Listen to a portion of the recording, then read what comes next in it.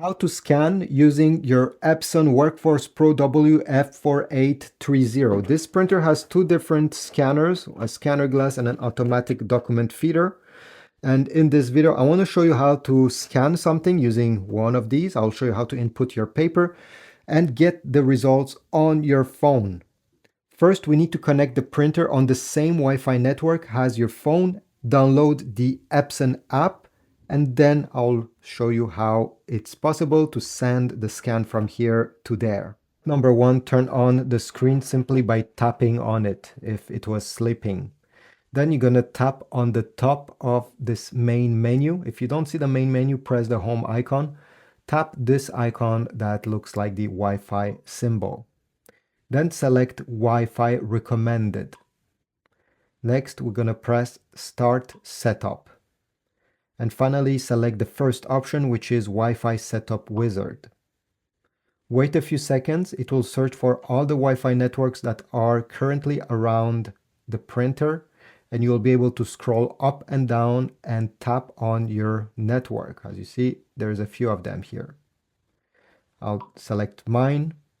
I'll tap on Enter under Enter Password. And now it's time to type the password. If you need numbers, there are all over here. Press OK and press Start Setup. Wait a few seconds. The printer is currently connecting to your Wi-Fi network. On your iPhone or on your Android phone, go ahead and download the Epson Smart Panel app. This is the app that is compatible with this printer. I know there's many different Epson apps out there, but this is the one you need to get. Select Agree, OK, Next, press Next again, press while using the app, press Next, Allow. It will search for your printer. Make sure your printer is turned on and it's not sleeping. So if the screen was off, simply tap on it to wake it. If the app doesn't find your printer, what you need to do is, okay, once you're over here, connect to a product already on Wi-Fi. It will search again, and hopefully this time it will be able to find your printer. Here we go. It appeared, WF-4830. Sometimes you have to be patient. Tap on your printer. Connection is complete. This is great. Press OK. Select Use Tiles. In my opinion, this is easier to understand. The first scanner is located right over here. It's a scanner glass. Take your document you wish to print, and you're going to place it facing down with the top part of this document towards the left side. Then we have to align the corner of the document with the top left corner of the scanner. What I mean by this is both needs to be touching. Then you can close the lid. If you're going to use the top document feeder, the automatic document feeder located right here, first push these guides all the way towards the side if you want to scan US letter size. You may also have to flip this small tab over here so that it can hold paper.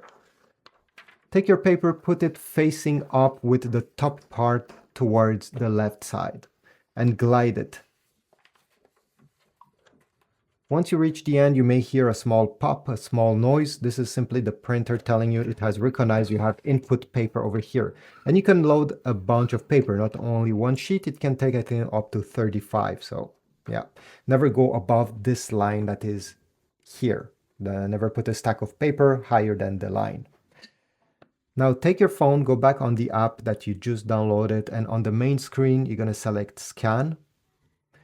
You have a few different options. The most important one is Document Source. Select where you have put your paper. I know it's automatic on the top, but sometimes it doesn't know exactly, so I'll select ADF.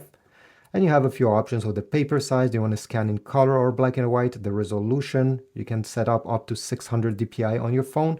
This is mostly for pictures. For text files like this one, 200 is enough. And then you have other things that I suggest to not touch. At the end, you have the image format. Do you want to save it as a PDF or a JPEG or a TIFF? It's up to you. And press the scan button once you're ready. If you put your paper over here, it will take it automatically without you having to touch anything.